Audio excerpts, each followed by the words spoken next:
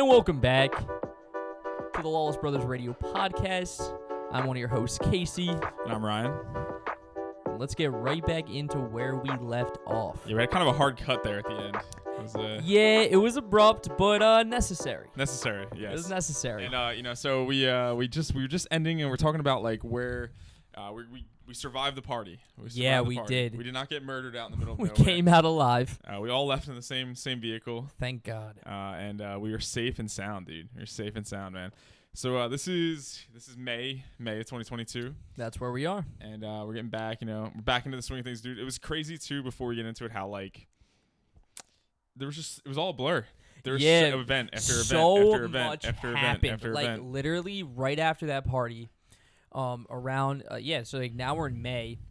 Denise graduates from school, and then that's when she starts going to the gym that I'm currently a personal trainer at, and then that's like when I meet her originally. But then on top of that, like, yeah, dude, it felt like kind of such a blur. Like there was so much that like happened in such a short amount of time. A lot going on. You meet Denise in June. Yeah. Boom, boom, boom. Yeah, Kyle still got his own new job going on there. Yep. I'm actually currently in this like internship thing too, so I'm living an interesting yeah, life. like a CE. Yeah, internship. Something like that. Yeah, and it was cool. I was bringing my like work laptop and stuff to the gym, and like working while I was there. Oh shit, yeah. And that's actually kind of how I had some free time to make some new friends too there. So I was like kind of there. I was like hopping out for a call. I feel like cool as hell. I'm like walking in. I'll be right back. I gotta do my thing. Yeah. Which was fun, dude. Met some fun people. Yeah, dude. you could say that. And so we'll just keep it moving there, dude. So you already talked about meeting Denise. Yeah. You did that whole thing. Like I said, me and Kyle had a lot going on. One of our friends was getting married. Right. Yeah. So we actually went to a bachelor party in Cancun. That shit looked lit. It was a lot of fun. For real. There's some fun. We had so many weird like travel situations that sucked. What do you mean? We got stopped once in Denver during this trip. We had a layover there. And actually, that was on the way back from the trip. And we also got locked in Vegas airport for like a day too, which we'll tell towards the tail end. Dude. Bro, Cancun was dope, man. We were wilding out, dude. We were going downtown. We were having fun. We were taking candies and partying all night. It was a crazy time. Oh man. And that was really all that happened though. It was good. We get back from Cancun. It was kind of cool to have that big house to myself for like that. How long was it? Yeah. How long were you gone? It was like 4 or 5 days. Yeah. 4 or 5 days. Yeah. Yeah, man. My fault. What do we do, dude? We hopped on it. Actually, here's a funny story from that. We hop on a party boat to go to this like, we went snorkeling. Oh my God, I remember. What do you think about snorkeling? What would you assume happens when you snorkel? By the way. When you snorkel? Yeah, like if you had to, like, you see a video of someone snorkeling online, what do you think's happening? I know with snorkeling, it's like the mask that covers the face, and then there's like a tube that comes out. Cool. So like snorkeling is basically like you have to somewhat stay at the surface, right? So that way you can still continue to breathe, but Sure. You have the goggles where like you can look at like cool undersea creatures. Yeah, cool stuff, right? Like that's kind of where my head's at. Maybe you would think like like in like a cave or like in like the reef and like the shallow reef, that makes sense. Yeah, that makes sense, right? Yeah, no, they dropped us in the middle of the ocean. What the fuck? So literally, we stayed in an all-inclusive resort. Okay. We found the resort had like things you could do, like you could pay for these like excursions or whatever the case was. That was like connected to the resort. Yeah, and we were gonna do that, but we actually ended up just like taking a bus to this place. We paid money to go on a boat to go to this island called like Isla de Mujeres, which is like Island of Women. Bilingual king right here. Yeah, Latin king, bro. We out here. Real shit. Love my Latinas. Shout out. And shout out. And so we take this party boat over, like drinking on the thing, dancing and shit like that. It was all good. And we get to this island, most beautiful water I've ever seen in my entire life. By the way, we got some like tacos. We bought some like tequila there as well, which was great. But the reason I want to say it's the craziest thing is, we didn't know any of these people on here. I'm jumping around.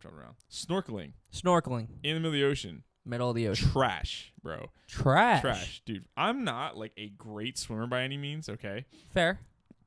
But they gave us life jackets. They drop us off in the ocean, and we had to like swim to go see these things. You can't even see anything because, for one, there's waves that are happening. It's not still water.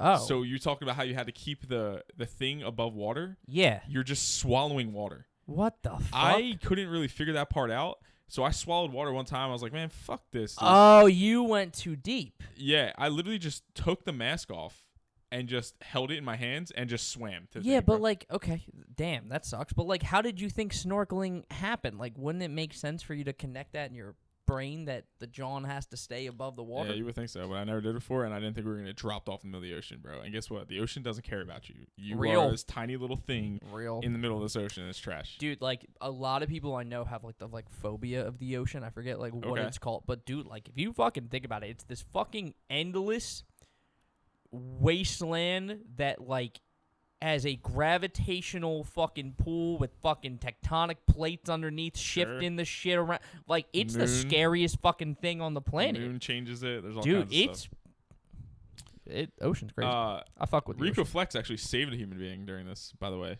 So although like I'm not the greatest swimmer and I didn't like drown, but I literally was like, dude, fuck this. I can't see anything anyway. Damn. Because like we were only supposed to see these like.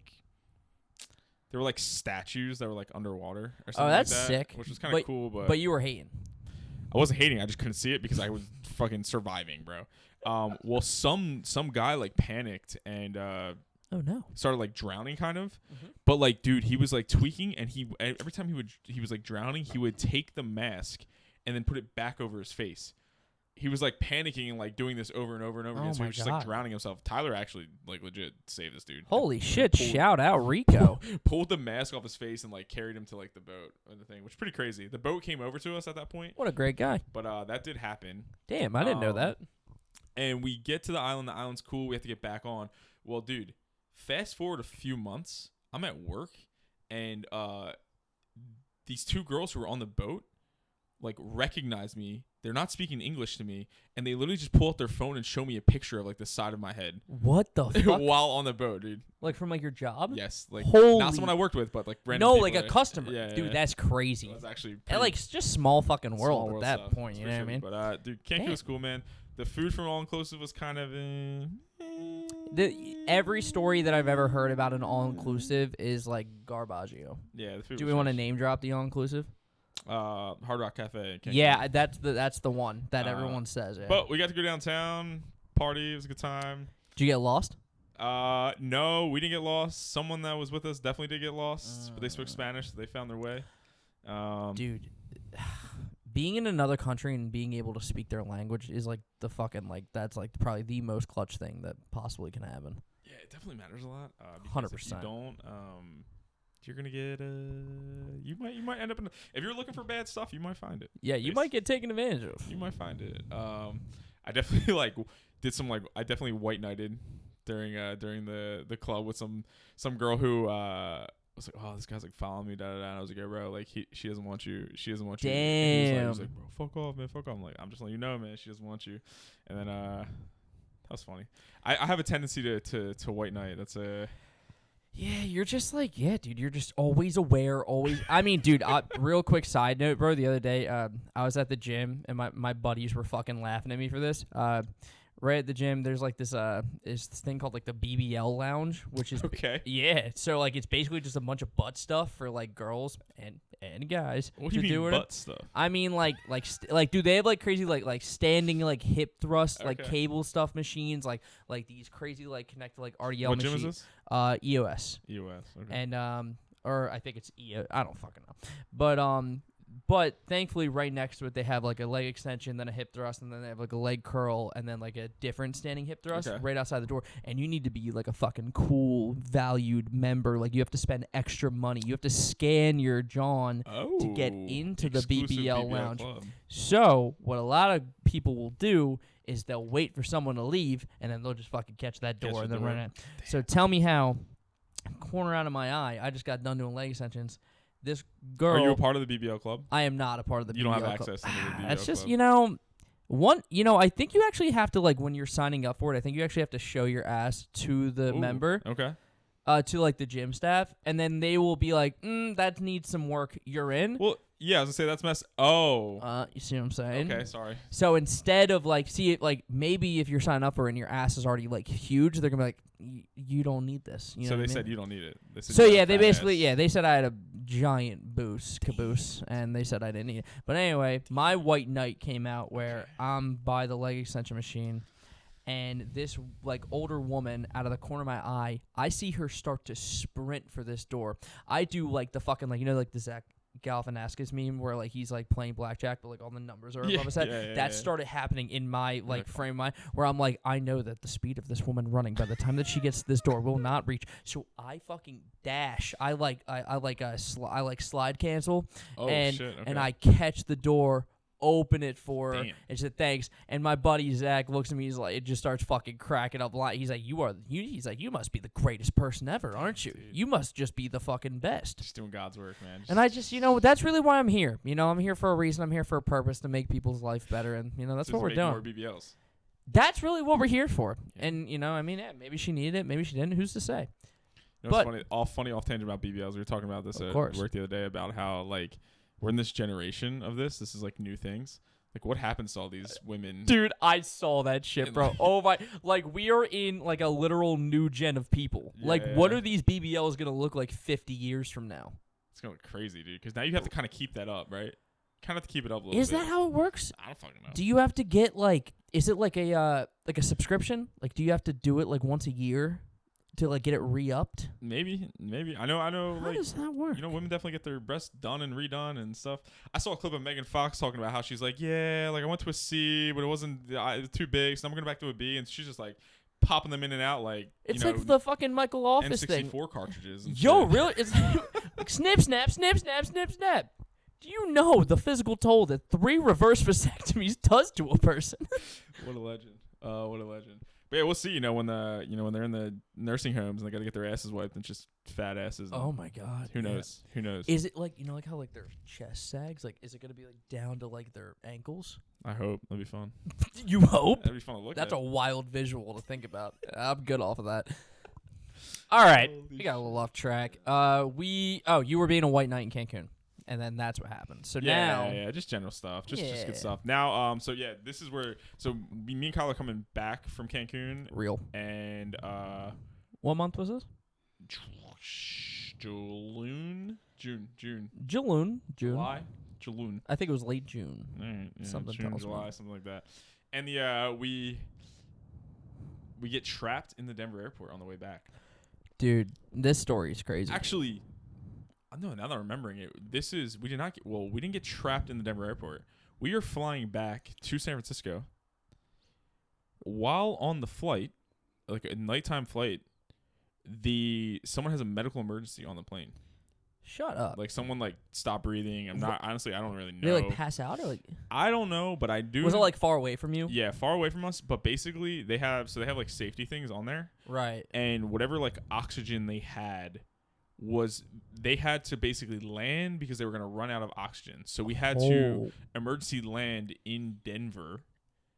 Okay. And they gave us, like, a hotel for that night, or whatever the case is. Oh, I remember. I got free air miles for that one, which was dope. That's fire. Which is pretty cool. Valid. That was solid. Shout out. So that was interesting, which will actually I used later to move down to San Diego. I paid a one-way flight paid for it. Yeah, because you and then drove. Yeah, which is pretty cool. Oh, I remember. And yeah, so that was July 2022. What month are we in right now? Dude, biggest thing too, actually, this is actually probably one of the biggest moments in my life. Was the end of July. Yeah. I was doing this internship, and I actually, not to flex, but I actually got offered a job. Yes, you did. And I said no. It could have changed. Like, it could have changed the course of a lot of things in your life. I would still be in San Jose for sure. 100%. I would still be in San Jose. I would have a lot more money.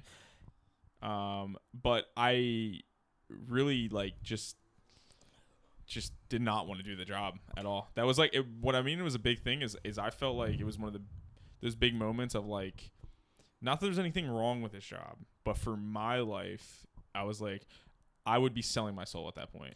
Yeah, that's like a really great like it's a great like observation that a lot of people in their life face, like a ton, where you truly like there are some times in your life where you have to choose between maybe financial freedom, but like your mental health and your happiness. Yeah. Right? Because that you could get to a point where you're like, oh my God, like I'm making, 3 times what I made, but your life on a daily basis is a living hell. Yeah. And then that's what happens to a lot of people. And then that's why like, and I'm not saying that like vacations and stuff like aren't like a valuable thing. Like it's really good to like, like every now and then like escape, like whatever your, life is. But at the same time, the ultimate goal, the end goal is to have a life that you enjoy every day, no matter what. So you don't really feel like it's escaping. If anything, it's more just like exploring. And I feel like if you took that job, you may be in a financially different spot than you are now, but like you would probably be fucking miserable. Probably would be. Like, and who knows? I can tell you that I definitely would not have moved if I took that job, and I absolutely love where I'm at. So that was like one of those big moments too. I always knew that the money would come eventually. I wasn't 100%. stressing that, and I also kind of proved to myself that I could do that because like I got offered a job. The guy asked me, "Hey, could you see yourself doing this for like the next 3 to 5 years?" And I said, "You know what? No, I can't actually, to be honest with you."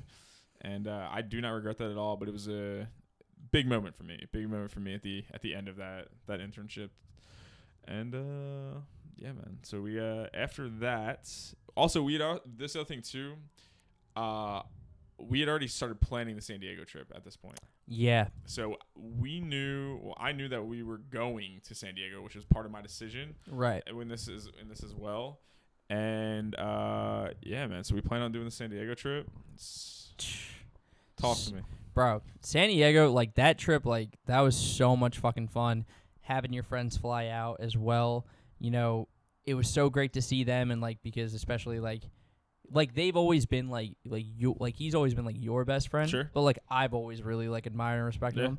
And and I'm gonna say Jake. You know what I mean? Jake, that's his name. Shout out Jake Leitner. But Jay precisely. What a dog. But like so it was, and then not only that, like Kyle being there, all of us together, like that was just so much fucking fun.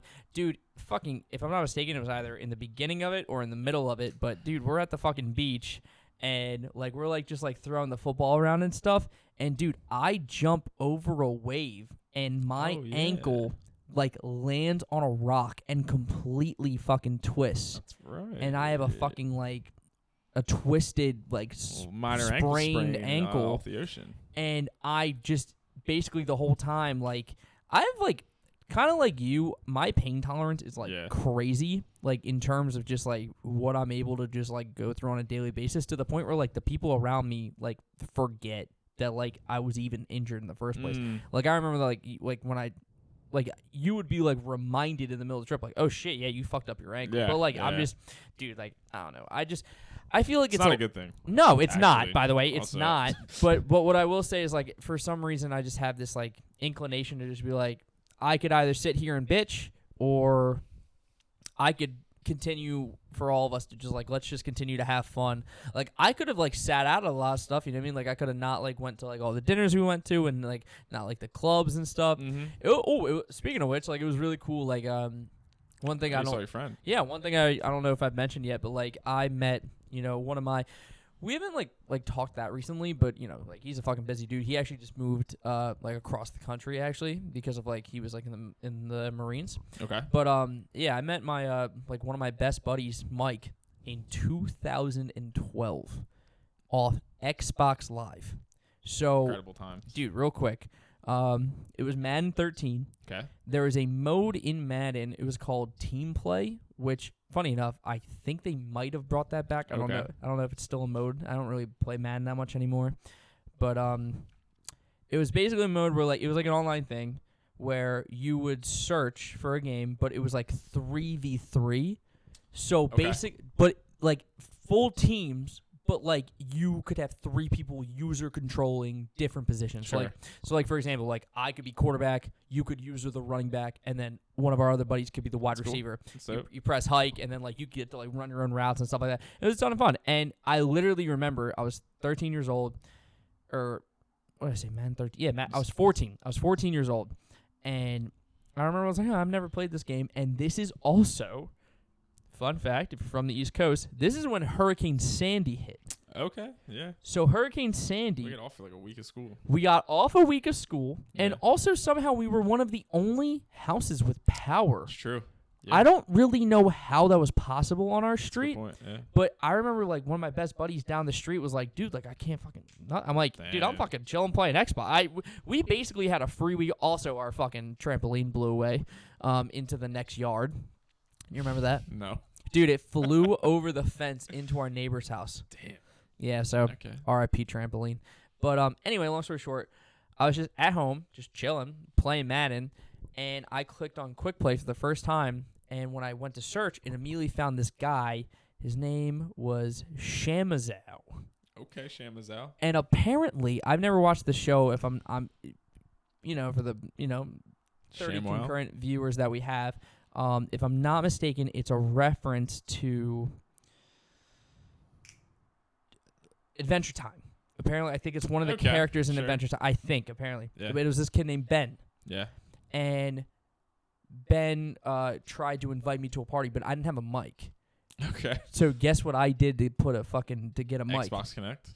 Xbox Connect. What So a- I what a plugged time. in the some of you don't even know what an Xbox Connect is. Your Walmart ass microphone. Bro, so literally, I sent him like a text message on Xbox, like, I don't have a mic. He's like, it's okay. And bro, like Ben at this point, like he was like he like played youth football. He thinks he's like the smartest dude ever, just like me. And he's like, dude, like, he sent me a voice message back. It basically like was something along the lines. I wish I still had it. He was like, dude, don't even worry about it. Just join the party. So that way, like when I tell you all the plays, like you can just like hear me. Oh, you know what I mean? shit. And I'll just coach. He said, I'm the QB. You baby." literally, Yeah, bro. I'm like, yeah. all right, fucking fine.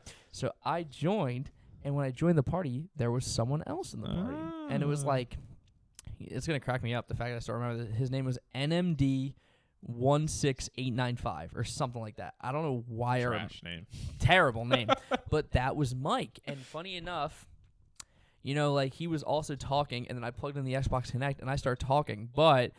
Sometimes with trios, right? I might have met Ben first, but for some reason, like this, like Mike guy and I got really along, and I could tell we were like the same age, and we were all the same age, and it got to the point where like instead of us like all being in a party together, like when I finally bought a mic, like Mike and I would just play video games together, and then funny enough, sometimes Ben would join the party, be like, "Oh shit, you guys are like friends? That's so cool." Did they know each other in real life? Yeah, Okay, they were like okay. really close friends, like. In real life. Yeah, in real life IRL. at that time. Yeah, IRL. And slowly but surely, Mike became one of my best friends, and then I was able to like become real friends with all of his like real friends, and like it got to the point where I actually flew out to Seattle when I was 17. Okay. My junior year going into senior year of high school, I flew out. It was like his birthday is in the summer.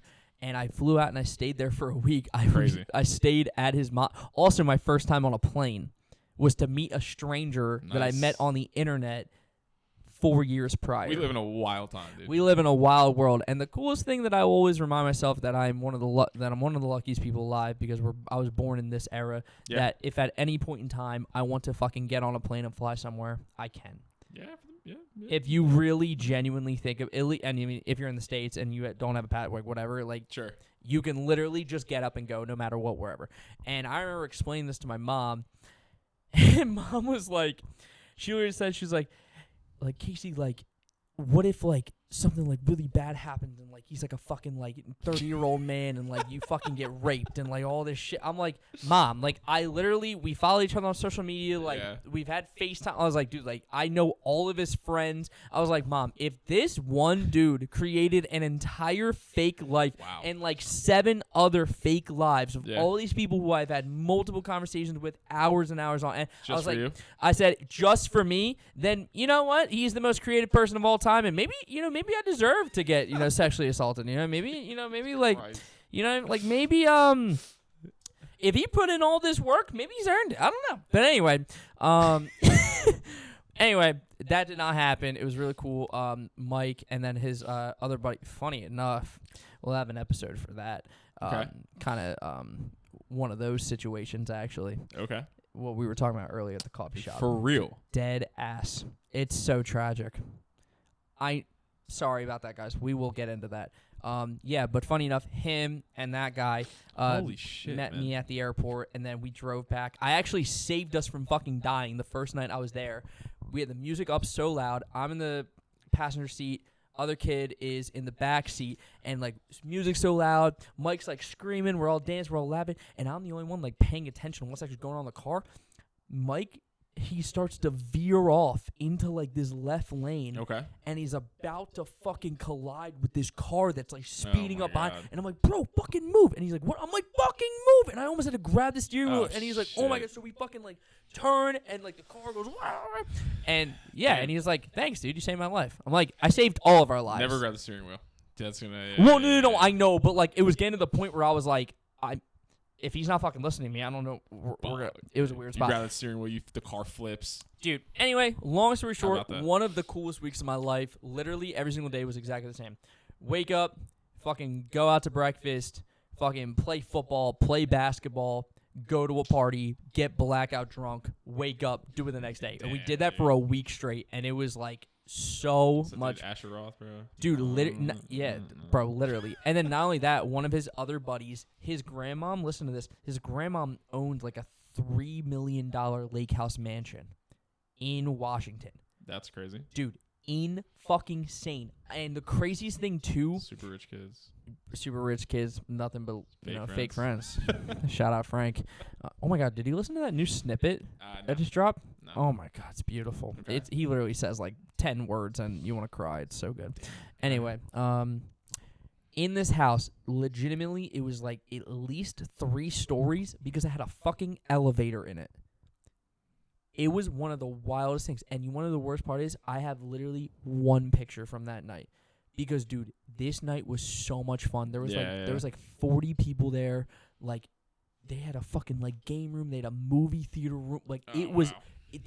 Dude, and guess what? His sweet grandmother the whole time is just downstairs in her study, just like reading. Real rich and white a bullshit. bunch of fucking white children, toddlers, were just massacring alcohol. Crazy. The only, maybe not the, no, it was like maybe we've done twice. First ever night, because I'm like pretty good at holding my alcohol. First ever night throwing up from drinking. Damn. Was because Mike was basically just like shut, like we were just fucking yeah, passing the just fucking wilding out, Jameson dude. bottle You like don't down. realize It was getting real reckless. I don't really know how we just got into that. Because we're in San Diego and you met your friend. We're talking about That's right. So now you all have the backstory. I'm like, so he goes into the Marines, and funny enough, like he is stationed in, it's like right outside of San Diego. Yeah. But he told me that like him and his friends like always go down to San Diego, go to like party stuff. I was like, oh my God, like I'm actually gonna be in San Diego, and I hadn't seen him because I actually flew back to Seattle the next year. Okay. So like, and then I stayed there for 2 weeks that time. We got an Airbnb. It was really cool. It would have been even cooler, but he was supposed to go to the Marines, I think like in December. I went in November, and then apparently this happens all the time, but his like call-up date got moved up. Okay. So we were supposed to be together in this Airbnb with all of our friends for like 2 weeks. 5 days in, he gets shipped out to the Marines. So I spent the next 9 days in this Airbnb in Seattle, basically by myself. For real? Yes. What'd you do? I binged watched Stranger Things season 1 and 2. Okay. I played a bunch of Xbox because I packed that. Thank God. I would have been, I don't know what the fuck I would have done. That's crazy, actually. Okay. Dude, I did yeah, not know very. that. Yeah. You might have been Sure. gone. What year? 2017. Yeah. November. Yeah. Yeah. November 2017. Definitely. And then thankfully, like again, like I said, I was friends with all of his friends. So like they literally like were like, oh my God, like let's hang out so you're not just alone. So that was cool. Like I still got to see a bunch of his friends. And then I got to see him. Yeah. So we're back. So now in San Diego, we actually had 2 people who were supposed to go to the trip. They did not go to the trip. So it was me, you, Kyle, Jake, and his girlfriend. Oh my God, I forgot about the other one. 2. Oh, 2 actually. One guy you God. didn't know, one Yep. guy you did. No, I knew both. No, you didn't. What? Trust your system. Well, the one's connected me and Jake through gaming. Oh, fair enough. And, Okay. And either way, though, it was cool as hell. Then it's 3. I swear to God. We'll talk about it later, but I swear it's 3. Okay, maybe it is. But so San Kyle's Diego, buddy. That's 2. That's what I'm saying. Oh, well, I knew him. You didn't know the other one. That's what I'm getting at. No. Trust, dude. No. Then it's 3. Because wasn't he supposed to go? You don't know who he is. So Whatever. either way, Anyway. San Diego. The reason why I want to go. So my friend Jake really wanted to visit us, which is cool. It's great to see him. And I was kind of using this as a way to visit San Diego. I knew something told me, like, I knew I was gonna be there at some point. I had no idea. Yeah. A lot of my gaming tournaments were in Anaheim and like the LA area, but something just told me that I was supposed to go here. So as fun as it was, I was kind of scouting it out. It was a scouting trip. Dude, we went to Target and I was even like looking at grocery prices. Looking at looking at gas prices. Like, what do we got down here, you know? And it's a little bit less expensive than the Bay. Yes. Which is cool. But I was thinking, okay, all right, this can happen, but that is part of the reason I wanted to go. Right. We did some cool shit, man. On top of having just fun, Yeah, you know what I it's a mean? great time, dude. At the beach. At the beach. Beach was awesome. PB and MB. Mission Beach and beaches. Pacific Beach. All the beaches. And then all the bitches. Gaslamp District was a lot of fun. That night was when I was able to meet back up Yeah. with Mike. And you were convinced that the bar that we went to was a gay bar. That was not me, actually. That was Jake's girlfriend. But you know what's funny? It's not. It's not. I know. But which is hilarious. Yeah. It I was forget what it was called. Trailer Park After Dark. Yeah, Trailer Yes. Park After Dark. Yeah. So But no, that was a ton of fun. That was a good time. that's fun, dude. You remember the 3 girls following us? Yeah. That's actually good stuff. We were walking around at night at one time. Oh, that. No, we weren't even turned yet. Oh, dude. wait. This was It's when Kyle Yeah. runs into a pole. Oh my God. Yeah. Dude, so this that was funny. These 3 girls are following us around. We did not know where we were. Not at all. We're just walking around in circles, and these 3 girls in like dresses and stuff are following us. And I was like, "Hey, what's up? What are you?" Basically, turned. I was like, "Hey, what's going on? What are we doing tonight? You know, you are following us." Like, "Oh, you guys look like locals. You know, we figured you knew where we were going." It's funny. So I was like, "We don't know where Not we're even happening." close. And I'm trying to get them to talk to us. As I'm trying to get them, well, they were talking to us, but I'm trying to get them like to get with the group basically. And Kyle forgot his ID, and this motherfucker ran to a pole, point blank. Do you remember that shit? Actually, Yeah, he lost like 5,000 aura like in 5 seconds. Like, because we were all thinking like, oh my God, like let's go out. Kyle doesn't have his fucking wallet or his license or something. ID and And then like 10 seconds later, the motherfucker walks into a pole. that was great. So we go back that night, chalked. I also, dude, I got sick from something. I'm serious. I don't know what it was. Yeah, I remember you telling me this, but I don't remember Dude, you I just being had, like, sick. For actually like crazy diarrhea. Like it was just not. I wasn't throwing up, but I had something that we ate. Gross. I did not say right. We were eating a lot of food. We were smoking a lot of weed. Real. A lot of breakfast. A lot of it. But I fell in love with it. So I was like, you know what, dude? We're gonna That do better. one breakfast spot was so fire. What was it? The egg. Actually, me and Dad went there. Fuck, that place is so good. There's a bunch of them. Egg dead, bird cluck dead. Something like, dude, I'm sorry. Egg dead bird cluck. Dude, it was, Yeah, egg dead bird cluck. dude, yeah, that's what it was. Yeah, Actually. egg dead bird cluck. I eat there all the time. That's a name for our new restaurant then. Egg dead bird cluck. Beautiful. The egg dead EDBC. EDBC. Sounds like Rolls a, right off the sounds like a tongue. festival, dude. Yo, fact. Shout out Have you Rico. been to EDBC? Really? Yeah, I'm going to EDBC Las Vegas this year. Damn, son. So we want to mention this cool story. So great time. We leave. Drop our friends off the airport. They did. Oh, We this is drive huge. back. Dude, we drive this back. is hilarious. It's like an 8-hour drive. It's a fucking... It's an 8-hour drive. We've yeah. taken 2 cars. Yep. And we had to make some pit stops. Classic. The first pit stop we make is in Los Olivos. It's like some wine town in the middle of nowhere, California. And then, dude, didn't we literally find, like, it was like a restaurant or like a street sign or something that said mom's name on it. Yeah, it said mom's last name. It was like this big ass sign Dude, on it. oh my, it was like fucking speaking out to us. Yeah, that was an interesting little spot. We felt like it was like one of those weird ass places where it was like an unincorporated community, so there's nothing there. Yeah, but you could definitely tell it was like a very like they knew we were outsiders. Like when we walked into that bar, they probably all knew every single person in there by first name. 100%, right? dude. So when we walked in that bar to like go to the bathroom, like so I remember, I was like, "Yo, do I need to buy a bag of chips to go to the bathroom or something like that?" Yeah. And I think she messed with me for a little bit, and then she's like, "Nah, you can go." Dude, that was clutch. So we stopped there. That was weird. It was like a super old town, like super old. It gave it. What's Get Out? No, what's the movie? Yeah, Get Out vibes, like super. Is that the what I'm trying to say? Like super rich, like yeah, weird places Get Out. Yeah, is that the movie I'm thinking of? Yeah, no. Okay. You're talking about like with like when Yeah. Yeah. Oh, Jesus Christ.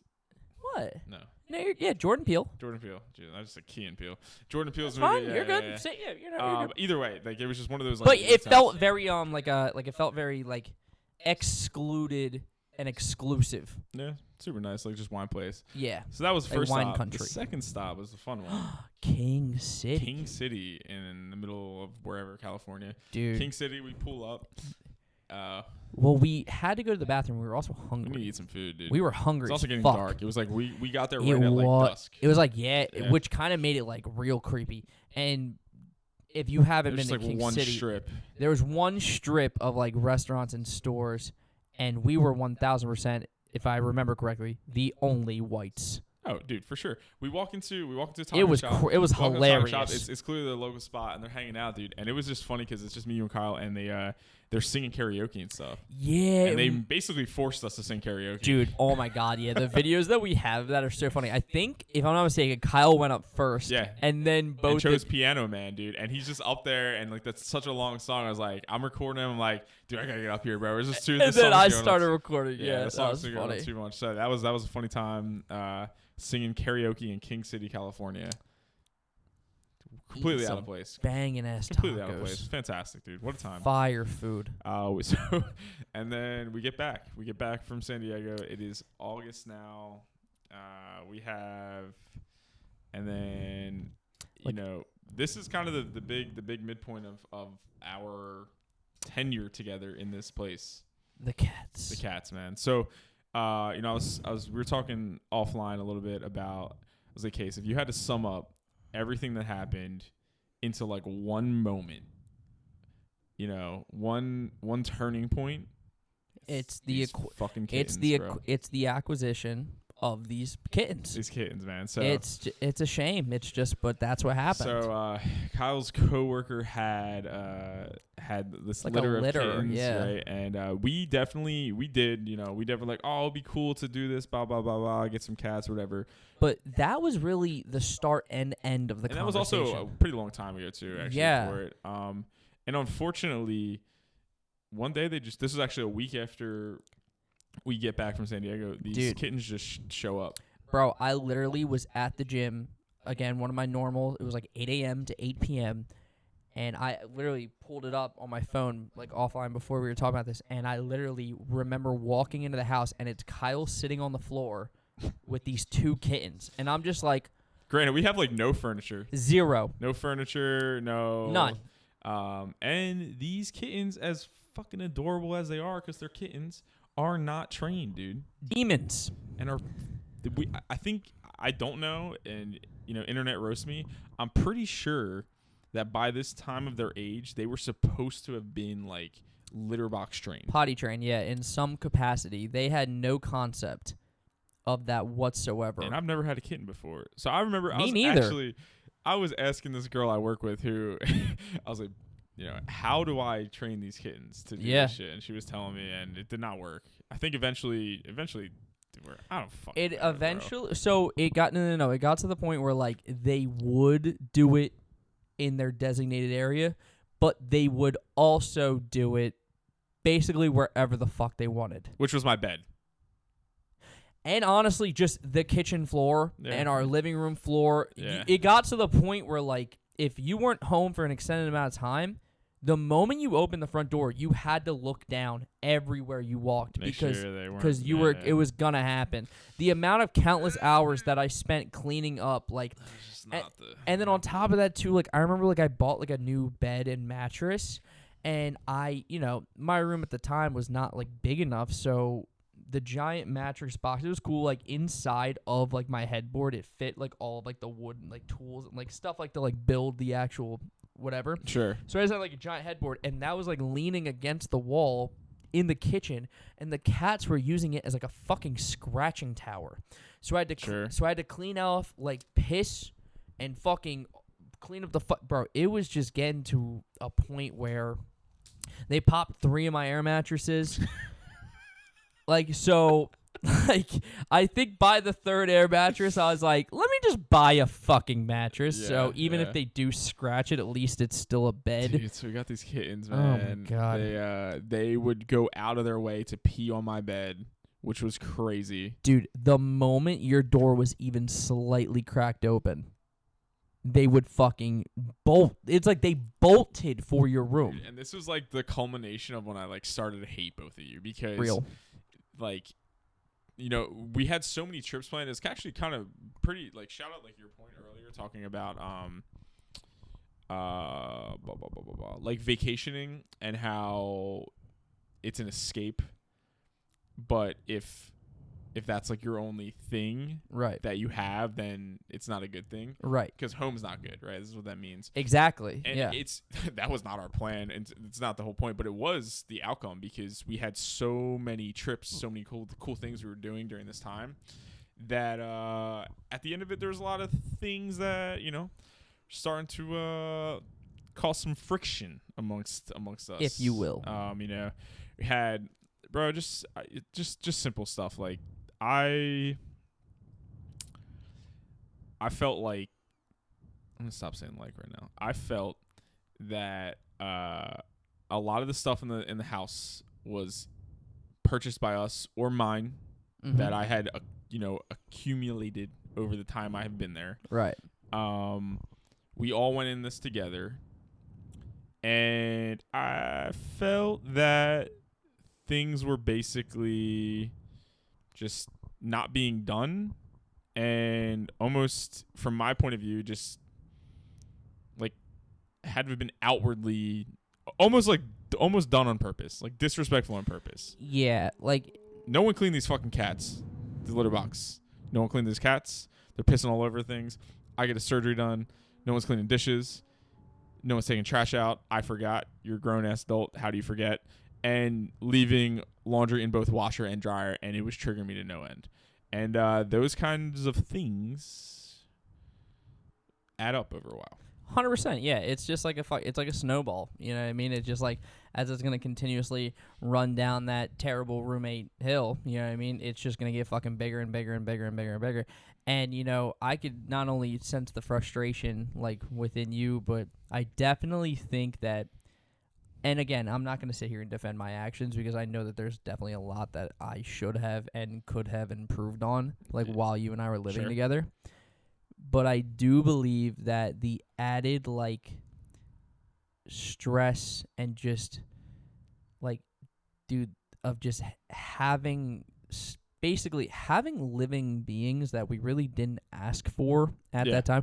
Because really quick, I want to go back to this. Like we did like early on, I'd probably say around the time when Kyle moved in, like we had conversations like, oh, like it would be cool to have like I don't even think we said a dog. I think we said like a cat or something like that. That'd be nice just to kind of have like if you like some life around the house or whatever. But as I remember it, that's as far as the conversation went. And then I remember Kyle and I were just talking, and he's telling me, this is before we get the cats, he's telling me, it's like, yeah, like my coworker has like this like litter of cats, like yeah, that'd be pretty cool.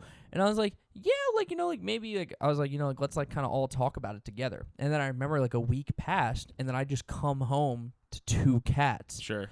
And I was just like simultaneously like excited, like, oh my God, they're so cute. And then also you get that feeling of like, this is a responsibility that I didn't really ask for, and now we have them. Yeah. And I just felt like there was just a lot of different factors that added up to like that displeasure of living together. And then Yeah. again, the worst thing is that I remember, and I think that like in our previous recording that got lost or whatever, I mentioned this to you, but I said that probably the hardest thing that I've ever had to hear in my entire life was when you basically said to me, like, hey, I love you, but, like, I'm done with you. Yeah. And honestly, I remember that conversation. I don't even remember why I said it, to be honest with you, at this point.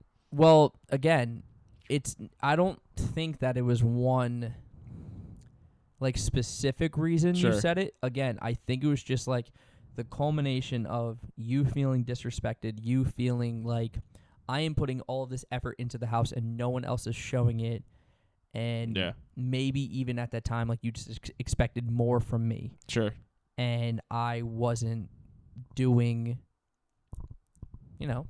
things greatly.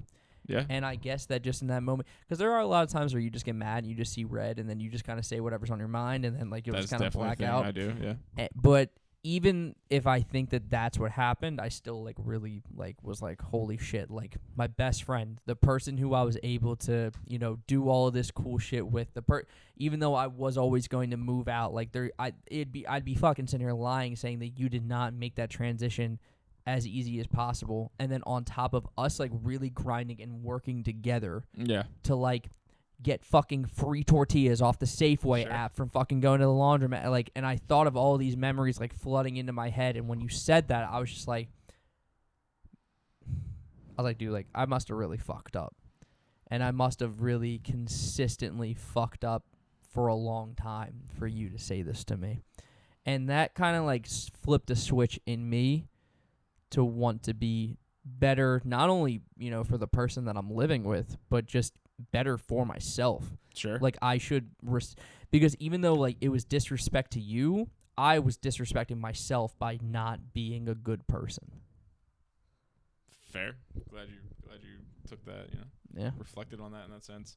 Yeah, it sucks. I mean, obviously, time heals all love, but it was my best friend of 20 years and my brother, and I, for basically kind of killed the relationship for both for a while. I will always love you, and it's all love for that individual. But I really, there was no other way I could think of it. Just almost like kind of I don't know, just crapping in my face, literally. Yeah. Like, hey, because life was, as I was learning things and doing stuff out there, life was fun, man. Life was good, and even these trips were fun and good. But the home part of it was not. And this is that the cats were kind of the start of that, man. And now we still have to go on these. There's more trips to go on. Yeah. There's still things happening, and me and Kyle shortly after this have to go. Actually, our dad comes out before that happens. We go back for a wedding, but our dad visits, and our sister. Yeah, that was awesome. They grab an Airbnb in San Jose. We took some trips to Santa Cruz. And the weekend that they were here, or like the weekend and a couple days, it happened to literally be the hottest recorded day in the history of the United States. In San Jose. In San Jose. Yeah, yeah. And of course, our father. Lucifer landed. Lucifer has landed, and he brought the heat, man. Dude, and, oh my God. And yeah, that's going to be fun to get into. Yeah, like, of course, the one person that, like, is like, oh my fucking God, it's so fucking hot. I can't move. I can't walk. I can't this. Dude, like, remember when we went to the baseball game? Yeah. It was, we left.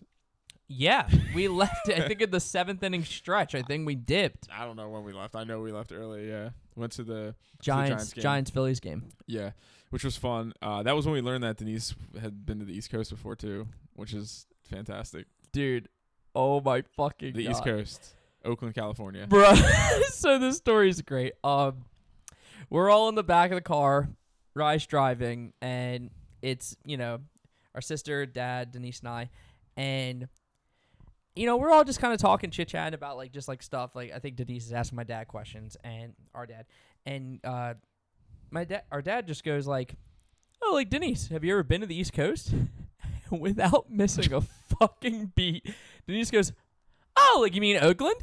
Bro. I've been to Oakland. The funniest, we all started fucking dying, like, of confusion and just, like, laughter. Because, like, it was so innocent. Like, we all love her. And, like, it was just so funny. Because she, associated the East of, the She's United not alone, dude. States. Californians, dude. Californians are convinced. I work with some people, Bro. Case, who... The lack of geographical knowledge is unfathomable. Like, it is, like, when, you grow up on the East Coast, you learn about, the rest of the fucking United States, and you learn about, and you keep going all the way, and you get to Californians, they're literally born and raised and taught, like, yeah, so you live in California. We are the only state that matters. It's its own country. Arizona's kind of there. Vegas is there, too. Sure. Oregon, Washington. And that's kind of really where the U.S. stops until you get to New York. And then that's, like, really it. New York is the only city, really, and that's it. But, anyway, so yeah, us having to explain what our dad meant by the East Coast is like the funniest thing ever. But we love her. So Santa Cruz is cool. Santa Cruz is awesome. Cool. Dude, I love, by the way, I love driving, period. But driving Highway 1, like up that coast, those mountain cliffs, it's the crazy. shit, dude. If you ever have the chance to drive Pacific Highway well, this is North California, but Pacific Highway near Santa Cruz, those cliffs is something it's that, like, fucking beautiful. It's crazy, it's crazy. breathtaking. Yeah, it's beaches and mountains combined, and it's not something from the East Coast or anywhere else I've seen. Yeah, like on the East Coast, you have to drive like hours and hours and hours to get to like any type of landforms that even remotely like symbolize like if you want to go hours in one way to go to the beach, and you have to go hours and hours in the other way to get mountains. Yeah. In fucking California, you get both at the same time, and it's Crazy. like, especially like around like sunset, like dude, it's like the coolest drive ever. Yeah. And a lot of times, like you kind of have to go out of not like go out of your way, but like there's like a faster way to maybe get to somewhere if you like, and that's typically like the long way. Yeah, but it's worth it. Totally It's worth it. I love driving. Highly recommend that. So that's early September. Now this is a crazy. So me and Kyle have to go back to Philly for a wedding, and this is the craziest airplane story. Right. This is we had already been trapped in Denver airport on emergency landing. Yeah. Now we have a layover in Vegas airport. So we're going from San Francisco to Las Vegas to Philadelphia. Weekend wedding trip. We land in Vegas airport, and our flight was on, we were supposed to leave, I want to say maybe like 9 p.m. Right. Okay, 9 p.m., say Thursday night, whatever, to go into land in Philly in the morning. Yep. We get on the plane. We're on the plane for like a half hour. Nothing's really moving. And eventually, they announce, hey, we have to deboard the plane. Oh, my God. There's some sort of mechanical issue. We have to deboard the plane. Dude, I've somehow never had anything like this happen to me. This is the craziest airport experience of my life. Dude. So we're like, what the fuck? So, okay. So we get off the plane. We're sitting there for probably like an hour, hour and a half, just kind of like talking to some random people that are on the flight. We board the plane again. We sit down. We're on it for like 15, 20 normal boarding time, and I'm like, something's telling me. I said, Kyle, we're not getting off. We're not leaving right now. We're getting off this plane. Something was just telling me. Well, what do you know? Like another 20 minutes. They said, hey. Oh, also they said when we get on the plane, they said they replaced some sensor. Right. That was the problem or something. Replaced some sensor. That was a problem. We're back on the plane. We're ready to go. We're on this plane for like a half hour, and they say again, hey, something's wrong with the plane. We need to deboard. Jesus. And so first off, I guess the sensor was doing its job. Yeah, right? If anything, like it sensed that there was a problem. Bro. You replaced the sensor, now we still got the problem. And so now people are pissed. We get off the plane. How can you not be? Oh, 100%. It's probably like 11, 12 o'clock at this point. And people are pissed. They're yelling at the people at Frontier Airlines. They're yelling at the front gate, demanding like, hey, we need to give us a hotel. Like, what are we doing? Boom, boom, boom. Frontier ain't giving you shit. They blatantly did say no one's getting any accommodations, and that's it. Like, they actually did say that at one point. So people are freaking out. Oh, my God. I want to say, who knows the time of it? we're getting like it's 12. It's like midnight, getting close to 1 a.m. Yeah. And the woman at the front, that's the gate. She says, "Hey, go to guess what? Great news! You got a flight. Go to terminal. Say we're in A. Go to terminal C, gate 17." Across the airport, and that's their plane. So everyone's like, hype as hell. We're like, all right, cool. We're finally getting out of here. Yeah. We all go all the way across this airport. Get to gate C17. There's no one there, and there's no plane at the gate. Like no, like and like that desk. Like there's no one behind the desk. No one behind the desk. No plane in sight. Jesus Christ! So you guys you're all at C17, and then what? So we're pissed again. Now, well, yeah, naturally. This lady basically said, "Hey, my shift's over. Y'all get out of here," and I'm dipping. So people are losing it, man. Everyone was getting texts on their phone about updated like times to leave. We didn't have anything yet. But we're sitting there for like a couple hours. The other thing about Vegas Airport is this place, the city doesn't sleep, right? It's open 24 hours. Bro, nothing is open in this airport. The vending machines weren't open. I think I stole a water bottle from like, those middle stands, and they usually lock them off. Well, one of them like wasn't locked all the way, and I took a water bottle from there. Everything was closed. Vending machines were closed. Arrest this man. Guess what? The only thing that was open in the Vegas airport? Casino. Yeah, the slots. All the slot machines, you could use all those. Nothing Hell yeah. else. So we're basically trapped in purgatory at this point. Yeah, you are, because it's too late to act. Yeah, that's such a weird. Yeah, crazy. That's the fucking worst. So I think, who knows? Maybe let's say 3 a.m. Someone shows up for their shift, right? Now everyone's hounding this new girl who has no idea. Probably has no idea what's going on. No idea what's going on, and there's no plane. Everyone's complaining. I remember one guy was going around like, "Yo, I'm starting a Facebook group to sue these people." Da da da da. Like, you can't get your Facebook thing. Oh my god. And which pretty crazy, pretty valid, I guess, at the time. It's crazy how how divided we are as a country, but like when we're all getting like fucked over, we will immediately unite. You know what I mean? Yeah.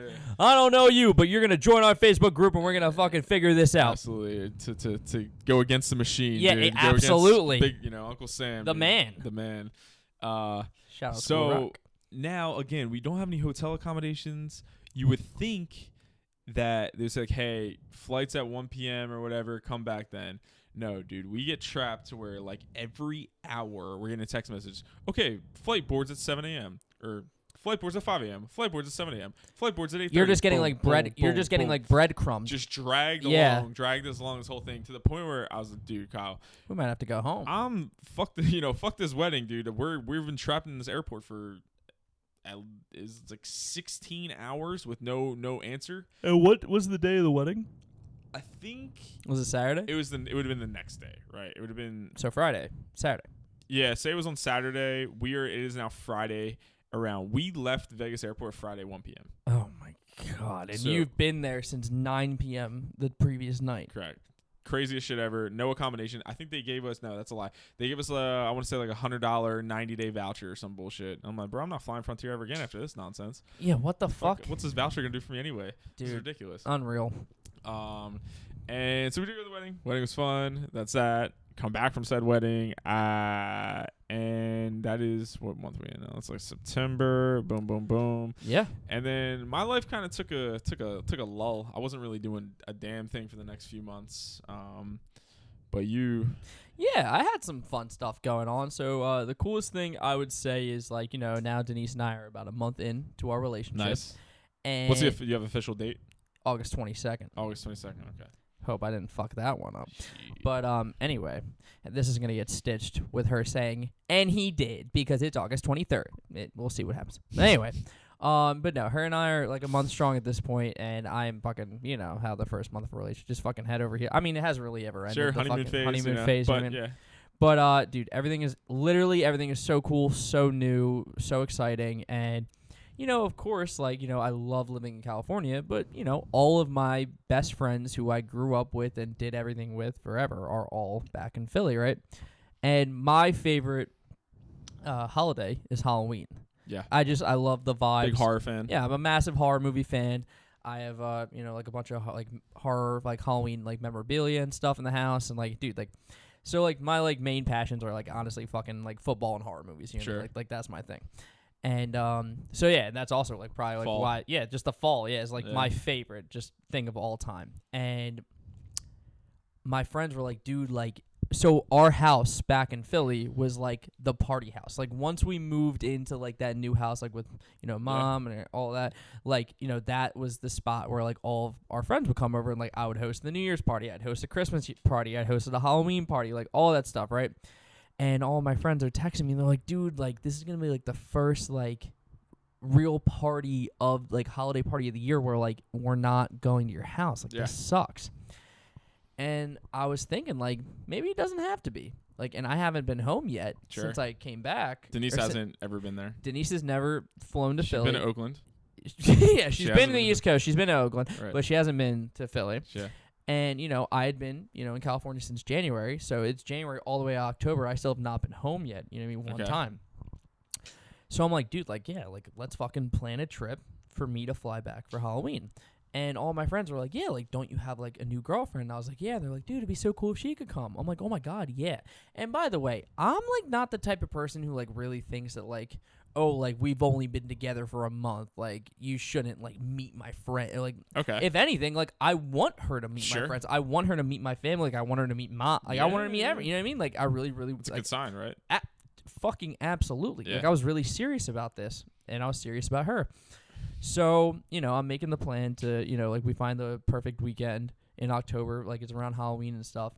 And I'm making plans with my friends and everything. And, like, I'm telling Denise, she's like, oh, my God, you're going to have so much fun. I was like, we're going to have so much fun. And she's like, what? I was like, do you want to come? Like, I would love for you to come. And she's like, really? Like, so soon? I'm like, abso-fucking-lutely. Sure. Like, yeah, dude. So, dude, we end up going to Philly. We fly Friday evening, and then we leave, I think, like, Monday morning. But, dude, it was, like, one of the most fun weekends of my entire life. Like, the moment that we landed, we get to Mom's house. Our buddy Jaden, he picks us up with Abby and his sister and Josephine, all at the airport, and then like they're driving us back to my mom's house.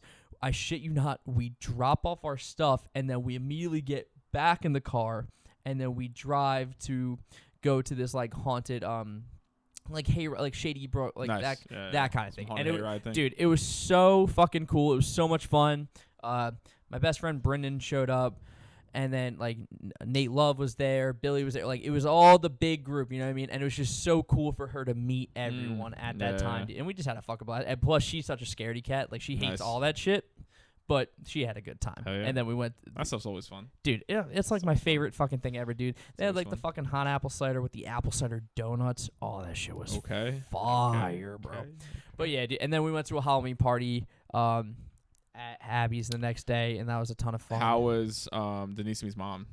Huh? Denise meets oh mom. My God, dude. Yeah. Mom was first of all, like, I think I was on FaceTime with Mom like probably like a couple weeks into our relationship, and like Mom fell in love with Denise like instantly. Sure. And then when they met, oh my God, they wouldn't shut up. Like, they wouldn't stop talking. Dude, it was the funniest, cutest like thing ever, dude. I was like, fuck yeah, this is awesome. And, like, our mom is the most, like, fucking loving and caring human on planet Earth, probably to a fault. And, like, her and Denise just clicked instantly. So that was really, really cool. It's amazing. Hell yeah. Amazing, dude. Hell yeah. It's good, dude. I would say, after this is where my time in San Jose starts to put a timeline on it. Real shit. My life starts getting a little weird, dude. I'm an absolute medical nightmare in the amount of things that I've had to truly endure, and we'll not get into detail of all of it. But would not wish that shit on anyone. Essentially, November comes around, 2022. I had been talking to doctors for a while, and I decided to get this procedure done. And this is kind of the start of, like I said, the start of the end of being there. I get this procedure done. I'm out for a little bit. Yep. I had also, this whole entire time we're there working out and stuff like that, I tore something in my shoulder, never got it checked out, never got anyone to look at it or anything. Continued to lift on like it. The psycho that you are. Like, yes, and as of this morning again, the R.I.P. So I had to go back to back on surgeries, man. I went one procedure done for a hernia related thing, and then I go to the doctor to get my shoulder checked out, and basically the sports surgeon was said, hey, your labrum completely gone, and also like 3/4 of your shoulders just kind of like torn off, and really didn't hurt that bad, which is insane. Because it was an injury from so long ago that I just never got checked out. Yeah, your body just like adapts to like that level of like physical trauma and just allows you to continue your day-to-day life. Yeah, absolutely disgusting. Absolutely disgusting. Yeah. That is something's wrong with me. But we know. So that happens, and I go into getting the shoulder surgery done, which the surgery itself, that was the most painful one ever. That procedure fucking sucked. I was in like the full blown cyber arm suit with like a ice machine. You had like a into water cooled ice machine. I would have to like fill it up and stuff. It was trash. So I was home a lot at this point. I have one arm. Cats are running around. I'm home all the time, basically just playing a lot of video games. This is really all I could do. I was not in work at the time because of it, and it was. I mean, a couple things. I would literally try to find ways to get out of the house because I literally was just there all the time. Literally just going crazy. Cabin fever, dude. Cabin fever. Locked in my room so these cats don't piss on my bed. Crazy shit. No, man. like literally like not opening the door so that they can't come into your room. For real. Like, I remember, yeah. Which even then, too, you think about the whole dynamic, man. Literally all doors are closed. No one's talking to each other. Yeah, not all. Think about that now. That's a really good point that I don't think we've really ever gone into. Like at all times, like really, like when we were home, like it got to the point where like we just didn't talk to each other anymore. Yeah. Like we used to really, our doors, honestly, if I remember, they were always open. Like, and how about like when you really like think of like the metaphor like of that, like everyone had like an open door. Like, dude, we would always like just walk in and out of each other's rooms, just like talk and see what's going on. You know what I mean? And yeah, once that happened, your shoulder gets fucked. The cats, life's miserable for you because you start doing your thing now. Well, not only that, I also really start locking into something for the first time, like really in my like life up to that point, like and in a competition sense, and that was powerlifting, which is dope. Yeah. So you just want to transition into that. Yeah, I hate life at this time. I'm stuck at home. I'm in a surgery. You're doing your own thing. So yeah, funny enough, like while you're hating your life, I'm like finding like a new purpose in it. Sure. So I was personal trainer at my gym. I was doing really, really well, but I was always there. Right. And when you're always there, you run into the same kind of people and you run into the same like actual individuals all the time. And I became really cool with a couple of my buddies, Eric and Peter, who would come in, and they were like these really fucking strong ass dudes, and they were really interested in powerlifting, and they were doing it for a while. And so, every now and then, like, I would actually, finally be lifting, and, like, they would see me lift, and, like, they'd walk over, we talk, or, like, they would vice hear versa. you lift probably, too. Yeah, probably. Yeah. And, but it got to the point where, like, we ended up actually, like, just becoming, like, really good friends. So, like, after, like, like, my last client, I would just, like, hang out at the gym just to talk to them, because we would all congregate on the turf, and that's, like, where they would, like, deadlift and shit. So, they actually were the ones to encourage me and inspire me and help my deadlift technique to let me hit 405 for the first time. Okay. And so when I did that, a lot of weight. Dude, yeah, thank you. And I remember when I did that, I was like, wow, this is really cool. And then, they started talking to me about, like, my proportions and stuff. They're like, yo, like, have you ever tried sumo? Because that was my buddy Albert, because he pulled sumo. And he was like, Casey, like, you and I kind of have... What is sumo? So sumo is... a conventional deadlift is when you have your feet around shoulder width apart, and then as you're going down to reach for the bar, your hands will be right outside of your legs, essentially. Okay. So it'll be like a more like a closer form. Now, sumo is typically when you have a wider stance. Okay. And your feet are pointed to the plates. Okay. And then your hands are going to fall in line around like inside of like your hips area. So essentially, why Albert thought sumo would be a better fit for me is because I have long limbs. Okay. Like, dude, I'm 5'11", but I have a 6'2" wingspan. Oh shit. Funny enough, Denise and I just measured it the other day because I was curious, and Damn. I have like decently long legs. So for conventional, it's really great when you have shorter limbs because the easiest part about conventional is getting it off the floor. The harder part is actually getting it into a lockout position. With sumo, it's the opposite. It's harder to get it off of the floor, but the moment it's off, it's much easier to get into that lockout position. So the advantage of sumo for people who have longer limbs is that, yes, that initial pull might be very gruesome, but the moment it gets into the air, you use the length of your arms to get it into that lockout position, and that's what makes it more advantageous. With conventional, like my buddy Peter, he's a little bit on the shorter side, but he has a great compact frame. His body is like built to conventional deadlift. Right. Like the moment with him, since his limbs are shorter, the moment it gets off the floor, his lockout is so fast. So long story short, I always learned or thought that conventional or sumo deadlifting was cheating.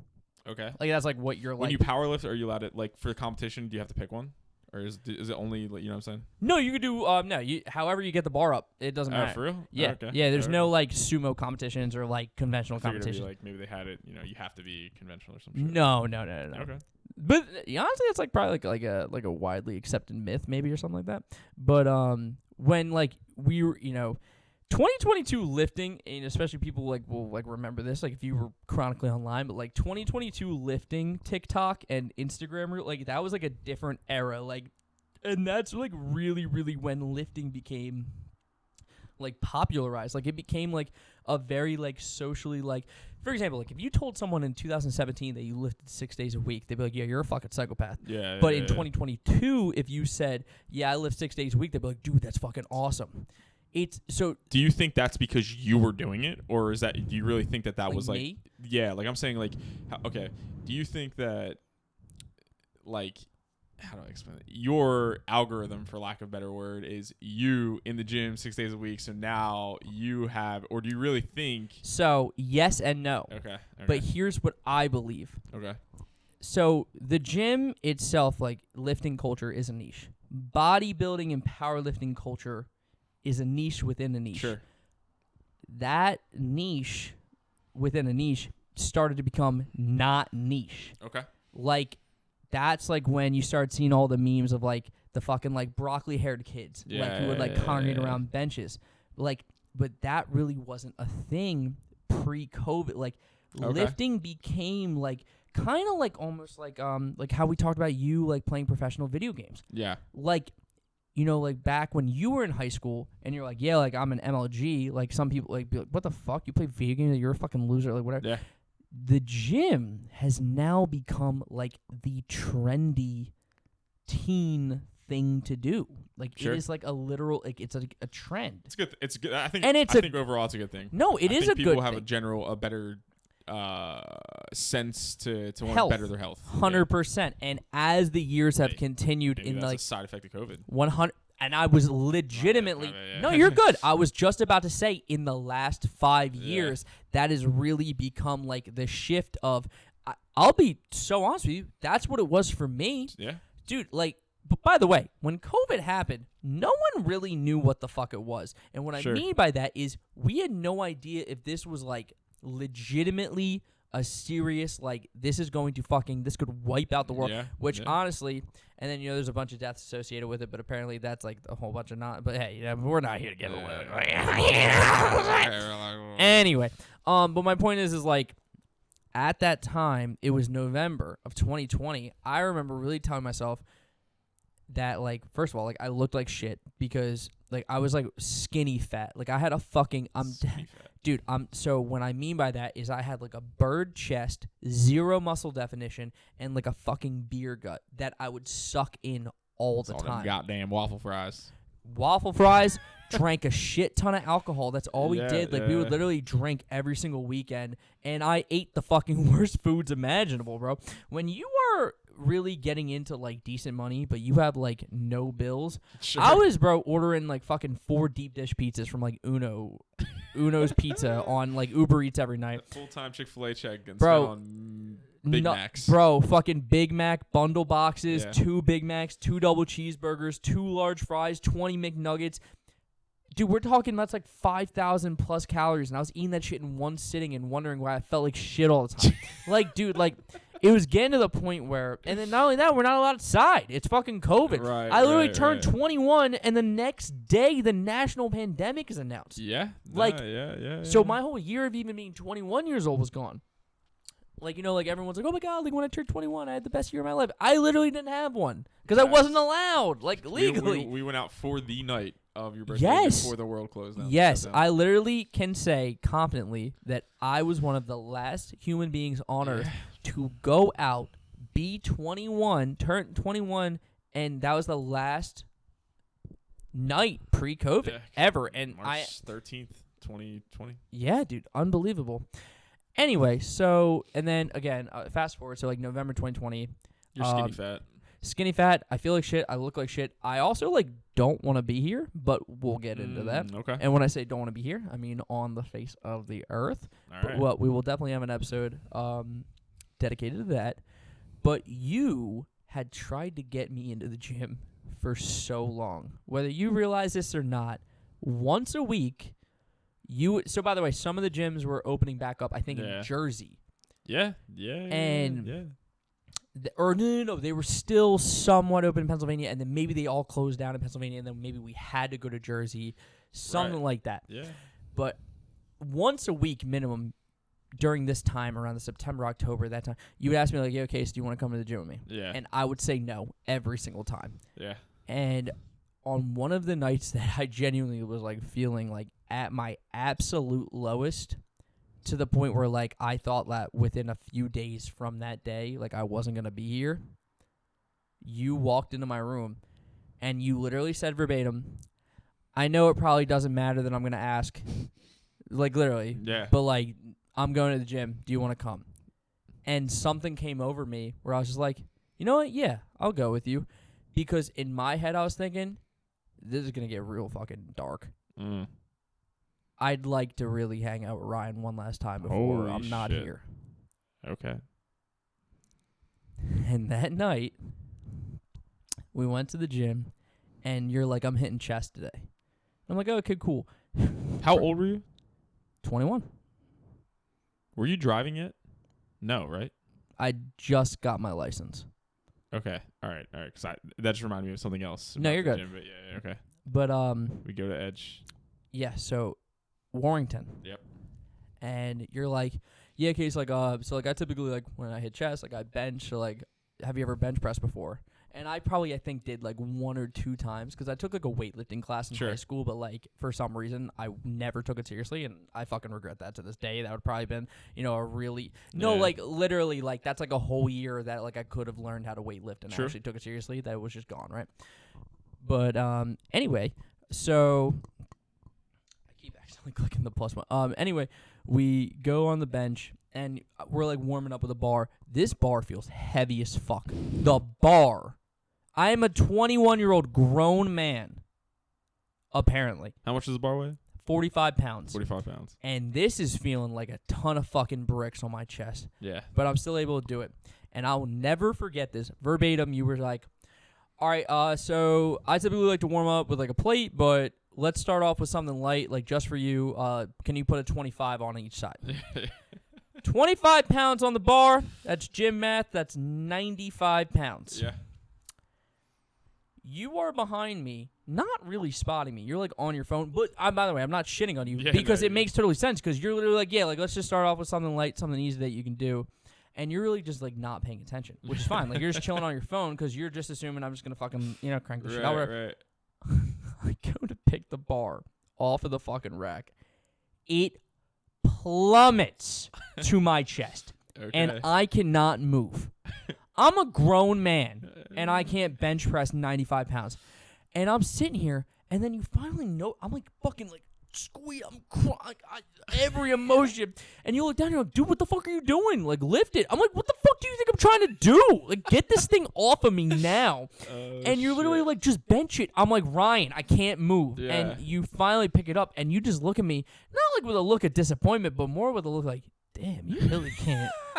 You really can't lift shit, can you, bro? Hey, how's the turntables? And out of the turntables, and basically from that moment on, but for some reason I fell in love with it. Nice. I fell in love with the idea of getting better, getting stronger, not just physically, but like mentally, because the coolest thing about the gym, and I'll tell anybody this, like when they're stressed about a problem, go to the gym. Sure. Because if you really are pushing yourself, that shit does not matter. Yeah, All that matters is what you are doing in that moment. Yeah. And it Yeah. helps relieve like a lot of stress, a lot of tension. Now, like there's a lot of people who like will like use like real life anger to like help fuel their workouts. Like that's definitely a thing.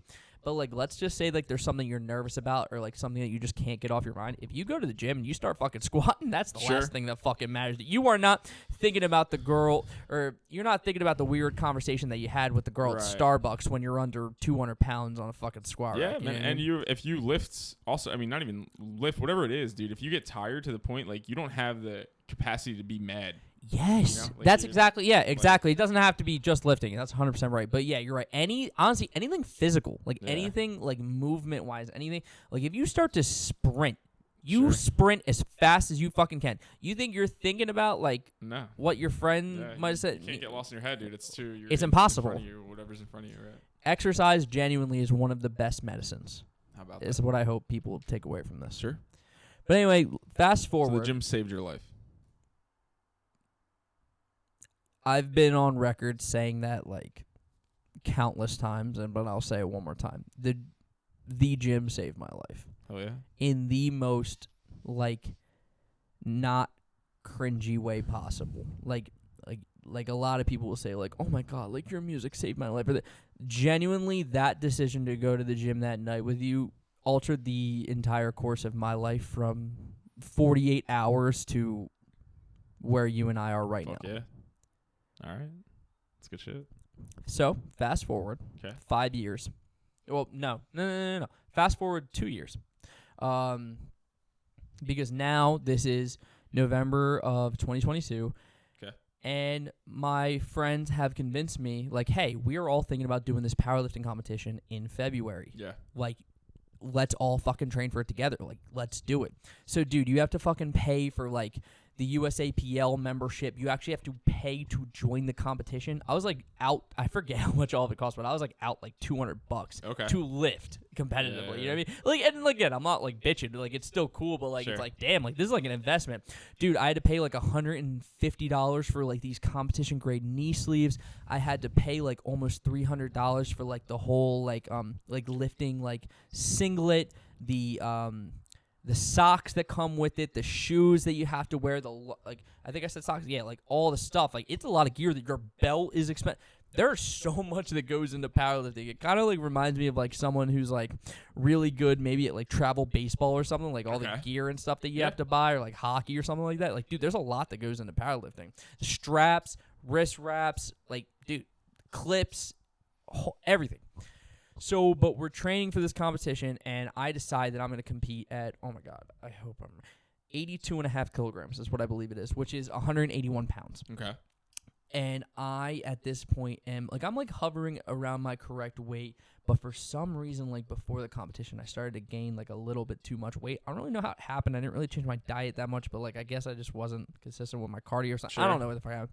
But long story short, like, dude, my numbers are getting fucking great. Like, 2 weeks before the meet, I fucking, like, I have a video on my lifting Instagram where I deadlift 460 for, like, the first ever time, and it fucking moves like fat. My squat is fucking... My bench sucks. Like, and I literally... my friends, like, all crack jokes. I mean, like, it is what it is. Like, I literally, like, was telling all my friends, like, I wish the competition was just squat and deadlift. Like, bench is literally... Like, it's so funny. Everyone, unless you're, like, a bench specialist, everyone treats the competition that way. Like, literally, you do squat, and then you're just waiting for bench to be over so you can deadlift. Like, that's just how it goes. Like, just, like, because that's the fun one. Yeah. And, so, you know, I'm working on my bench a lot. Like, I'm consistently hitting, like, because benching and powerlifting is weird. It's like a deep pause rep. Like, you have to wait for the judge to see that the bar breaks momentum, and then that's when you're allowed to lift. So sometimes what will happen at competitions, like, the judge will, like, fall asleep. So, like, what I mean by that is, like, you'll go to bench. Hold this.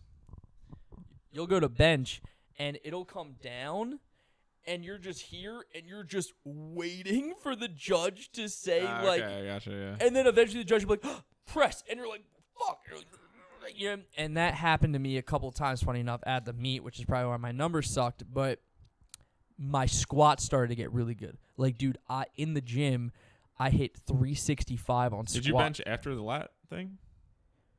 My lat was kind of continuously getting fucked. Okay. So, yeah, I tore my lat at this competition, and basically, whether people realize this or not, your lats are like some of the most crucial muscles on your body. They legitimately connect to fucking more than they connect to your fucking abs. They connect to your hips. Like, legitimately, they are the way that you're able to fucking rotate your body up and like, dude, it's so much flexibility that I did not realize how much. Like, I was like, fuck, this sucks, dude. Like, anyway, so we're getting to there. So my squat's really good. My deadlift is getting really good. Like, dude, I was thinking, like, fuck, I could deadlift, like, maybe, like, 500 or, like, 495. Like, that was my goal. Like, dude, all my friends were messaging me, like, dude, like, 500 on competition, easy. And now I'm, like, getting in my head. I'm like, fuck, can I even do that? Like, shit, like, I don't really know. But we get to the competition, and this is the biggest thing. So, like I said, I was actually gaining a little bit too much weight somehow. And, you know, everything is all good. And I'm in line for my official weigh-in. So basically, if you've ever competed at anything where there's a weight class, you are basically allowed to be as heavy as your weight class is, and then anything under is fine. You cannot be over by 0.1. It doesn't matter. So it's finally my turn. They call Casey Lawless, and I get up there. I tell them, you know, like what my height, weight, or whatever. And then you go into this room, and it's just alone with you and a guy. And there's this, like, calibrated, like, really, like, fancy looking scale on the ground.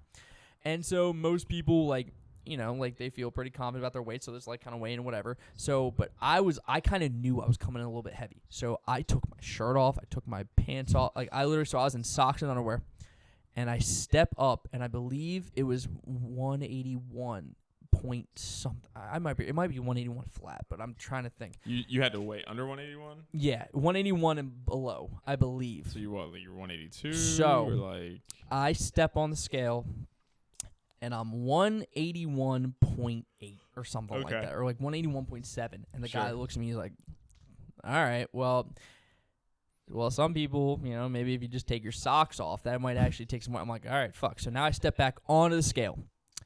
181.3 with no socks. Damn. I only have one more article of clothing. The guy looks at me. He said it wouldn't be the first time. So he turns around. I take my boxers off. I'm alone in a room, naked with a guy. Yep. That'll get taken out of context. Sure. And I step on the scale. I think it was like 181.4 you're allowed to be, actually, if I'm 90. And I think I stepped on the scale and I was 181.2. So I just made it by 0.2 of a pound. I was like, let's fucking go. I put my fucking pants. Oh, by the way, doctors, by the way. By the way, yeah. And by the way, yeah.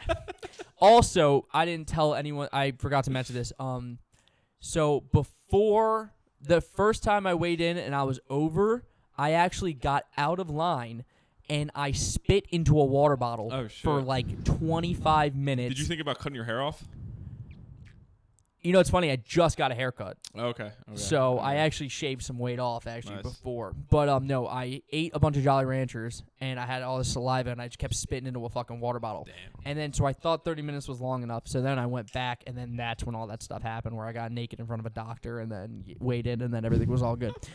But so now when you're in the back of a powerlifting competition, it's like in a gym, and it's like behind this like wall where they have all the equipment you need, like squat racks, benches, like everything, right? So like you can like actually like train before the competition. And also a bunch of people use this time to like carb up and like eat, take their pre and stuff. So squat's the first thing, and my lat, by the way, has been really, really like hurting, but not like crazy. But I've been taking like a little cross ball to the wall, like really trying to like roll it out, and every time after I roll it out, it'll like feel perfect for 30 seconds, and then the pain would come back. Okay. And that's what kept happening, right? So my first rep of squat goes fucking great. I think it was like 330 something. It was fucking sat down, stand up, like beautiful. Next rep, I think it was around like high 350s. I think I'm gonna be like 358, 359. And then that was like a little sticky, but you know, I was able to get it up. So then my final squat, my goal, because I've already hit 365 before in the gym, I thought I think that like 370 something would be an awesome PR. But my handler is basically the person who is like kind of with you, like tells you what he thinks your next number should be, like like just like one of your friends or maybe even your coach, like whatever. And he's like, honestly, Case, like I think it was like maybe 360 flat, I think is what it was. And he was like, dude, that went up. He's like, you could get 385. And in my head, I was like, you only get 3? You get 3. Okay. And in my head, I was thinking, that might be overshooting. Yeah. But he has confidence in me, and he's not just saying this for no reason. It was my buddy Alvin. Yeah. He was like, you can do this. I go up. We'll put the clip here when we clip this. Word. And I think it was like 385 on the bar, and I'm at the bottom, and I'm holding it. I'm sticking it. I'm trying my best to grind as hard. Like when I lift, I really am a psychopath. Like I do not give up. Like I will go as hard as I swear to God, I was in like a freeze frame for like 5 seconds, and it just got to a point where I was like, fuck, I can't. And then thankfully you have like 3 spotters, so like there's a bunch of people like help me get it up. And I was like really upset because my numbers technically could have been better had I gone for like 370 something. So that would have added 10 pounds to whatever my weight was instead of failing, and now I only get my second weight that counted. Right. So I'm really rolling out with the lacrosse ball on my back because I'm like, dude, but I go in for that first rep bench. It was like 190 something.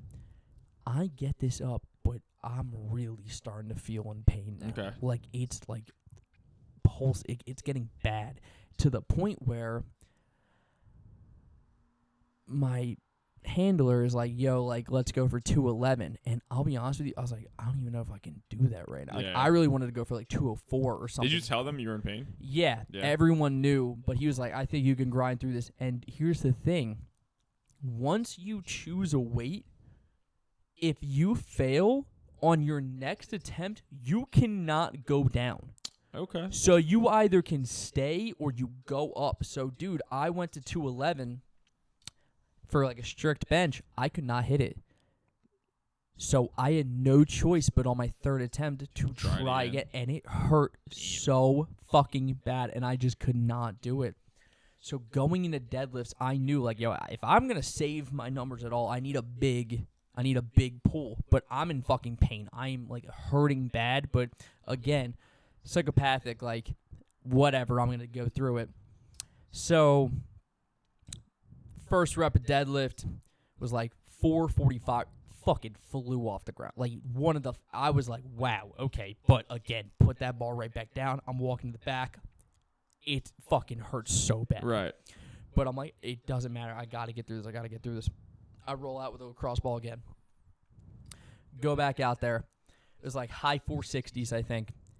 Took like half a second, but like it exploded up. I got super hyped. Like it was great. I try to pump up the crowd. I trip over the barbell.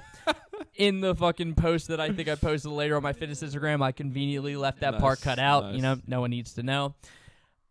But then we load up 485 on the bar.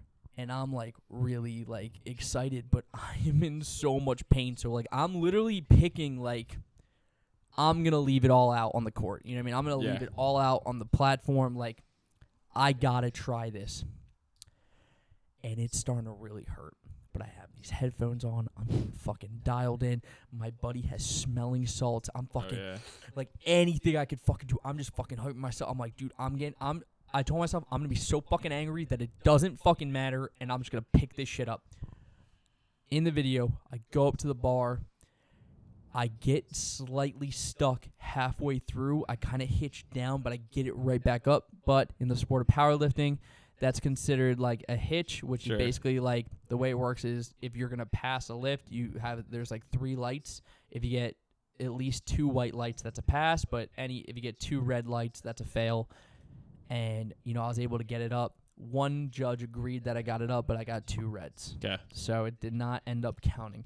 But at the top of that hitch, pulling it into my hips to lock out, was when I legitimately felt Velcro on the side of my back pull and tear off like a pair of Velcro shoes. Like,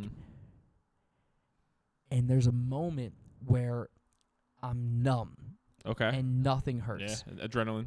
And then a lot of adrenaline.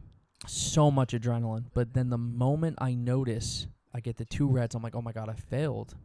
I start to feel like a boom, boom. Sure. I start to feel a heartbeat where my lat should Throbbing be. action. And as I take each step, I'm walking through, by the way, there's like a line of like people waiting to go. They're like high-five me, like, yo, good shit, good try, nice attempt, that counted, whatever. I am starting to feel this fucking, like, it was like 900 people had knives and started stabbing me as fucking hard and as often as they could in my lat, to the point where I am just subconsciously, like, I'm just fucking bawling my eyes out. Damn. Because it hurts so fucking bad, to the point where I can't even sit down because I can't bend over, so I eventually just fall, and I'm crying to myself, and I can't even bend over to take my shoes off. Goddamn. Because it hurt so fucking bad. That night, I take pictures with my friends and just pretend like nothing, even though I am legitimately fucking dying inside. I get taken to the ER that night. I get pumped up with 3 different types of painkillers. The next morning, the next day, our Philadelphia Eagles are in the Super Bowl against the Kansas City Chiefs. Yeah. And I'm thinking to myself, like, oh my and by the way, this is like low-key not the first time that like something traumatic has happened either the day of or the day before something really cool and great happened. Okay.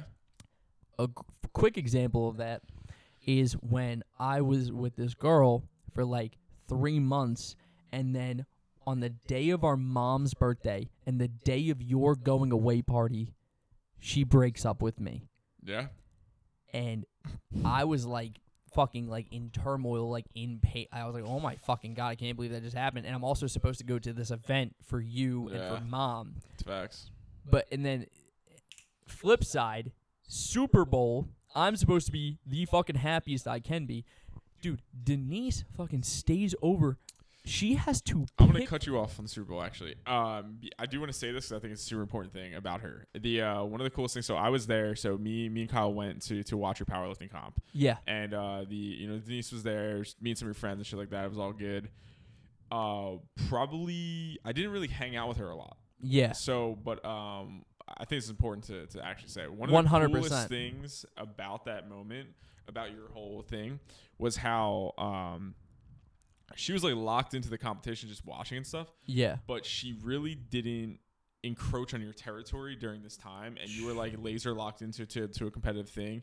And I watched that. I didn't tell her this, but I was observing this fact, which just really appreciated. When you were up there, she would record her thing and then sit down, but she wasn't like hanging on you while doing things. And I think that's just super important because I've had relationships where the stuff that I was doing was greatly affected by people, by the girl thinking that, I wasn't paying attention to them or blah, blah, blah, blah, blah, blah. So it was just a really cool moment for me to see and be like, oh, dude, she's a real one. Bro, she's a real one, Let me tell you this real quick. Like, it was just so refreshing. Like, genuinely just having someone who is not only ultimately there in support of your goals, but also understands how important it is to you. Yeah. And to you having that time and space to focus and lock in. Yeah. And like just giving you your space, not in a oh my God, like he doesn't need me, more in a I understand how valuable and how important this is to him, and I'm going to give him exactly what he needs. And yeah, like that was like a conversation that like her and I like had ahead of time. Nice. But it was just the fact that like we had that level of respect for each other, and the fact that she understands that I was really taking this seriously, and she needed to understand that like her absolute best way to support me was to allow me to get into my element. And she did that, and like I'm just so fucking grateful for her, and she's like one of the best things that's ever happened to me, man. Let's go, dude. Yeah. Dude, I had a tournament one time where my teammate took my phone and flipped it over because I was getting blown up because I wasn't responding during competition. Jesus Christ, bro. Crazy. Broke up with her when I got home. As you should. Shout out. Yeah, man. As we come to a close here, man. We got the Super Bowl. The Super Bowl. Eagles lost. Dude, miserable. We went to San Francisco. We went to this place. It was like supposed to be, best cheesesteaks for the Eagles. Oh my God, that place fucking blah, blah, blah. The vibes were high. The Vibes were high. The place was cheesesteak great. sucked because It was a roast beef sandwich. really quickly, it was not a fucking cheesesteak. Yeah. It was a hot roast beef sandwich. Yeah. There's nothing wrong with roast beef sandwiches. Nothing. But when you Give me market laws, it too, bro. to people, Cash up. absolutely. But when you market it to people as a Philly bar, Yeah. and you know what the worst part is? There's probably some fucking Eagles fans who live in the Bay Area who go to that place and are like, oh my God, this cheesesteak's so good. That's just trash. You just don't know what you're fucking talking about. And there's nothing wrong with that. But just market it as a... But here's the thing. Maybe if they market it as a roast beef sandwich, no one will buy it. You market it as a cheesesteak, Facts. people buy it. Yeah, Either way, whatever. it fucking sucked. The game was great until it wasn't. And I could talk about that forever. But you can catch that on the Lawless Sports Podcast. But... Quick plug. But the one thing I will say is, dude, I have one of the most, like, romantic, and again, it's really not romantic, but, like, it is to us, like, one of the most romantic videos of Denise and I being, like, fucking super drunk at halftime. Yeah. And, like, she's, like, in my face talking. We'll insert that right here. And, like, dude, it's just, like, one of those things where, like, she is just, like, you could just look at us and, like, just see how, like, in love we are with each other. And it was just, like, the fucking, like, one of the, like, coolest moments of my life. Unfortunately, segue to one of the not coolest moments of my life. Eagles tragically fucking lose on arguably the worst holding call in the history of professional football. And as I am sitting there whimpering, almost crying, there is this Niners guy fan. in a Niners jersey. By the way, busted their fucking ass in the NFC Championship, so what are you doing in a Niners jersey? I guess we are in Niner country. But a dude at an Eagles-Chiefs Super Bowl at an Eagles bar in a Niners jersey walks up to me while I'm, like, sitting on the ground, kneeling over, like, pouting that we just lost. Yeah. And I wouldn't have even noticed if it wasn't for this guy who told me that this was happening, and then the fucking weirdo, like, ran away. Yeah, that dude was, like, recording you or taking pictures of you or whatever the case was. Yeah, He's so like, I'm probably Eagles fan. So I'm probably somewhere on the internet If right someone now. finds that photo, send it. You know. Please find it. Yeah. What jersey was I wearing? I forget. Cunningham, dude. Oh yeah. Because actually, remember the picture you took with the dude with the other Cunningham jersey? Yeah. Oh, that was Yeah. that was a good time. Actually, also random thing. The crazy thing about that's the only reason we were there. That's the only reason I knew about that place was that guy. Do you remember this? You probably don't. No bullshit. I met him in a fucking Starbucks in Santana Row while I was doing the.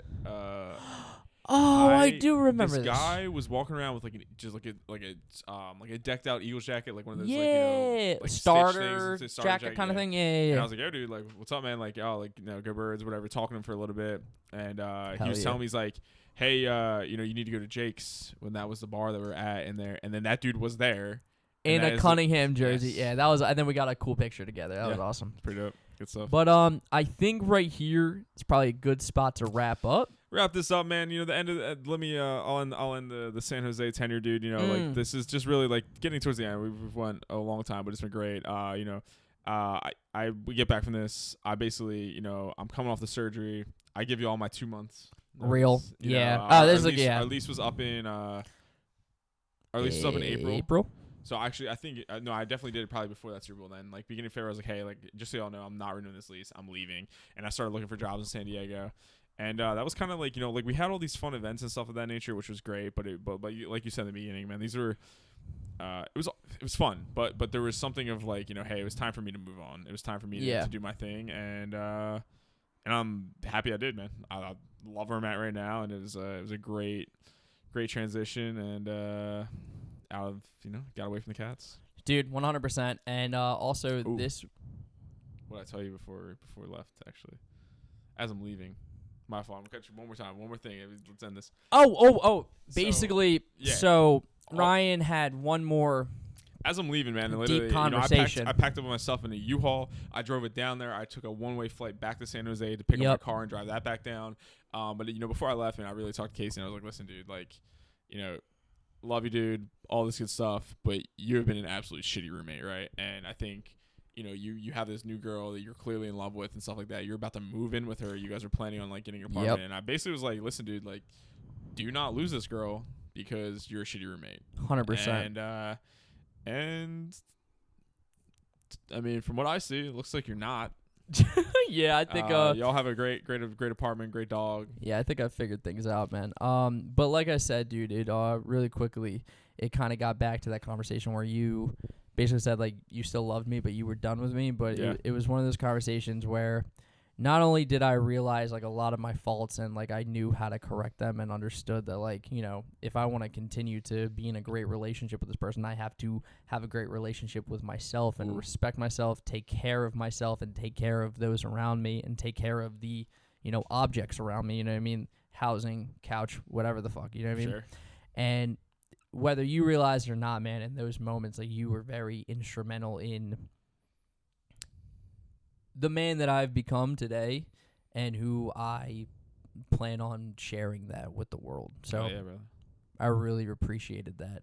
And I really appreciated the rawness and the realness of that conversation.